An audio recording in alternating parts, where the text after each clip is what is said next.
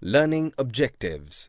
After completing this module, learners will be able to describe the cities under colonial rule, differentiate between Shah Jahanabad and British Delhi, explain the making of Delhi, discuss the life in the time of partition, differentiate between Haveli and bungalow, enlist the reasons for the decline of Havelis.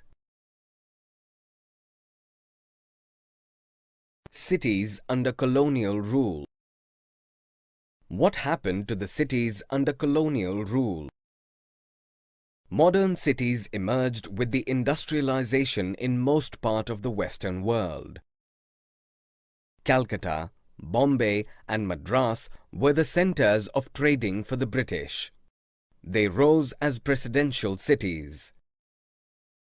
Old trading centers and ports were shut down as all routes were diverted to the British presidential cities.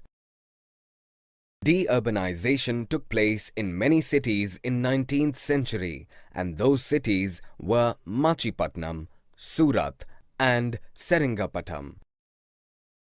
How many Delhis before New Delhi?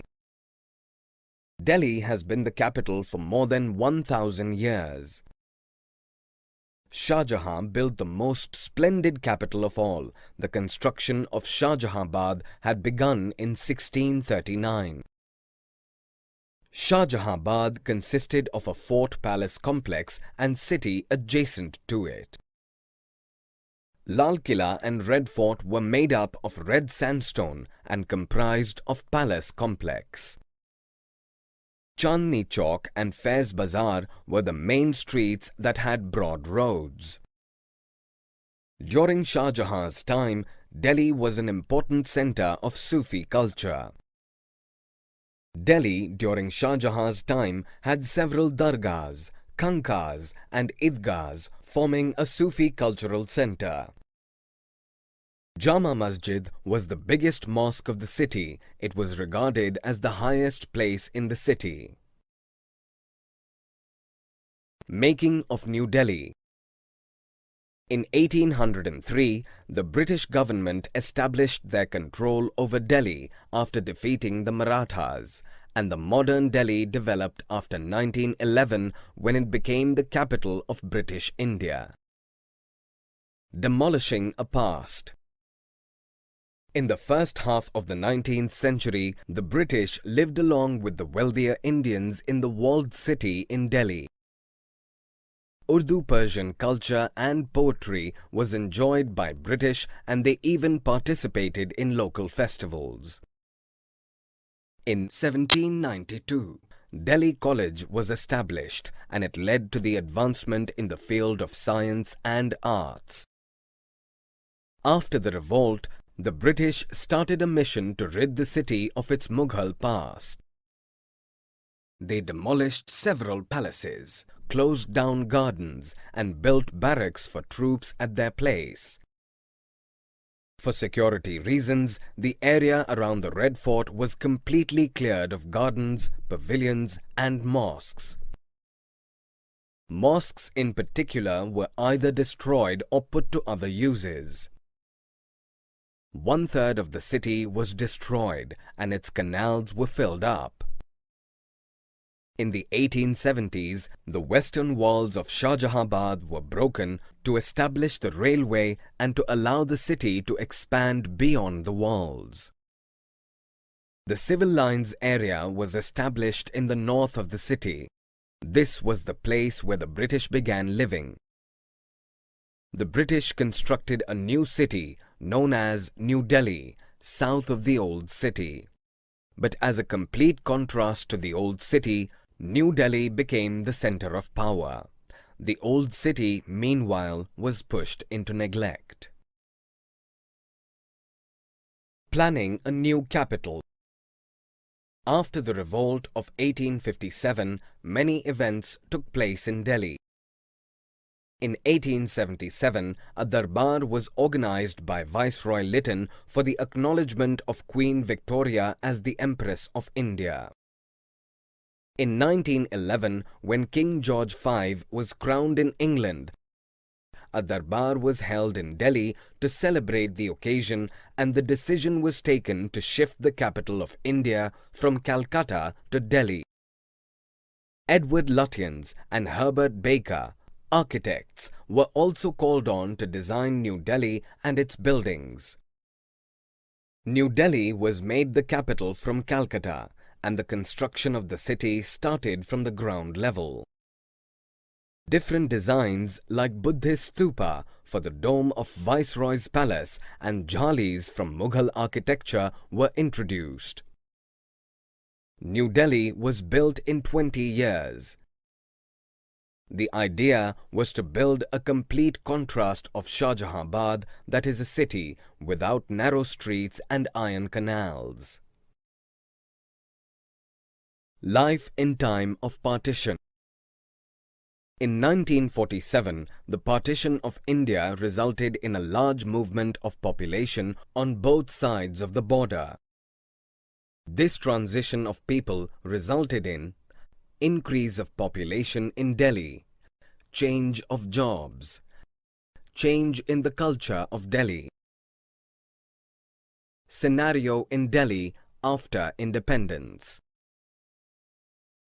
Thousands of people in Delhi were killed.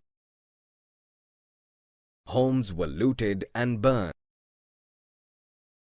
Homes of Muslims who left for Pakistan were occupied by Sikhs and Hindus who came from Pakistan. The streets of Shahjahanabad were full of refugees who roamed in search of empty homes. Muslims were pressurized to sell their properties. Delhi became a city of refugees. Occupation of the people changed. Earlier, people were artisans, traders and laborers. But the new migrants were lawyers, teachers, traders and small shopkeepers.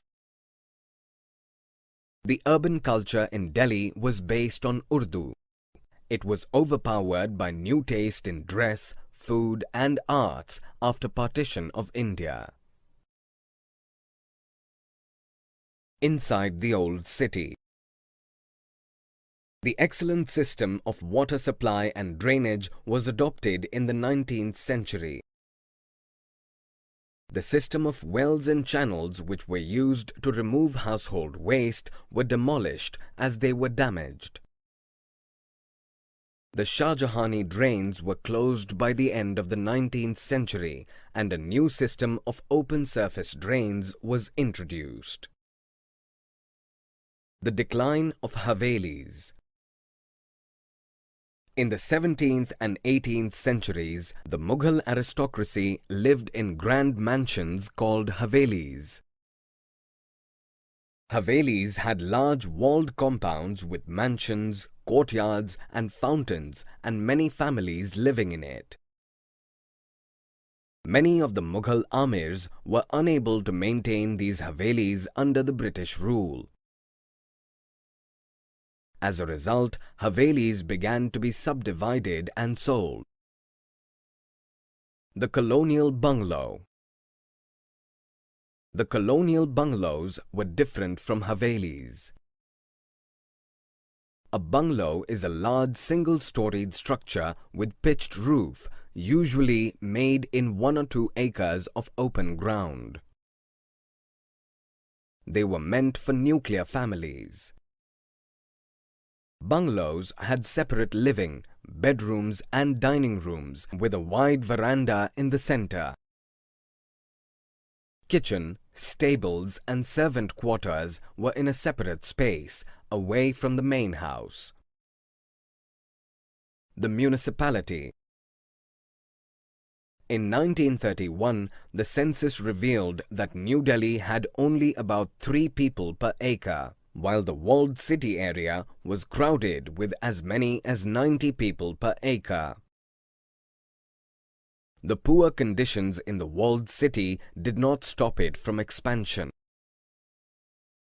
In 1888, Robert Clark planned the extension scheme called the Lahore Gate Improvement Scheme for the walled city residents. In 1936, the Delhi Improvement Trust was set up and it built areas like Daryaganj in South Delhi for wealthy Indians. Summary. Let us summarize what we have learned.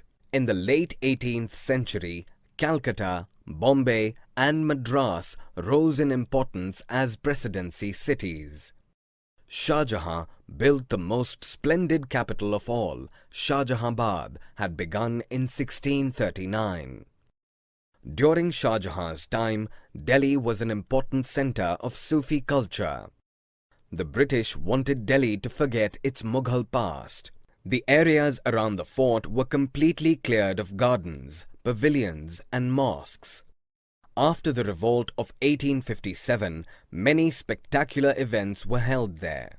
In 1877, Viceroy Lytton organized a darbar to acknowledge Queen Victoria as the Empress of India.